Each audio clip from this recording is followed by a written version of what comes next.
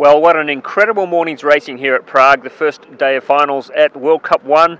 Matt Leighton is here with me. Matt, of course, will be commentating the finals this afternoon. And Matt, what's fascinating this morning is probably some of the big names that won't be in action this afternoon. Yes, I think particularly in the C1 women, Jess Fox, Nuria Villarubla, and young Nadine Wachning, she's out. They all took 50-second penalties, and it wasn't due to the wind, which is quite surprising. It's a tricky course, but they're not going to be in it. So the C1 women, Ros Lawrence is the fastest.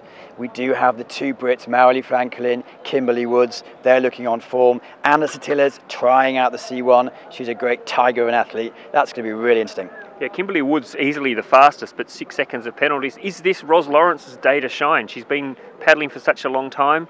Fastest qualifier, could it be her day, or do you think Kimberly Woods will get it right in the final?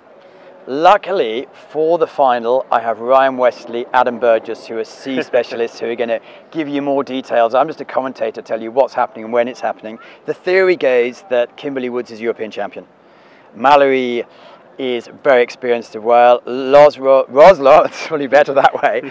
She's been around the scene for so many years. She had last year off, didn't quite make it, but she's a fighter. So my money will go between those three, but which ones, I don't know. Men's K1, the three Czechs, of course, up the top there with Lucien Delfour from Australia. You're expecting that quartet to fight it. And Peter Kauser, the one interesting name not there, Joseph Clark, the Olympic gold medalist, number 9. They're all flyers. If you look at the obvious three Czechs, they were separated with Vavra, who came 11th, so he's missed out, by 0.69 of a second last year here. 1, 2, 3, 4. Joe Clark, he's just coming back into it. He's had a massive year from the Olympics. Lucien Delfour, as we all know on his day, is a flyer. But we do have Matthew Biazizu, who last year he took the course apart in Litoski. You do have Sebastian Schubert in Augsburg, he can be unbeatable. Samuel Hernans in Laseo, he's very fast as well. We do also have Mikael Smolin, who's on form. There's no one who has not their place in this final. Peter Kauser was given a 50-second penalty on gate 6. He disputed it, but the latest we have is, unfortunately for him, he's out. And the men's C2, it's very much a Czech-French affair. They dominate this final. I suppose the big news out of this was the Skanter cousins. They're not in the final, but the Czechs 1 and 2. Yeah, Scanters, they didn't do too well in the Europeans as well, but they did appear in all the World Cups last year and won the gold in the Rio, so fair play to them.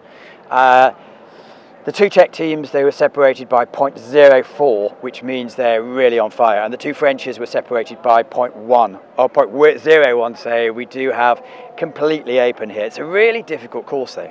Well, we're only minutes away from the start of the finals. Go to canoeicf.com and make sure you follow the links, and you'll be able to hear my friend Matthew Leighton commentating with his dulcet tones this afternoon.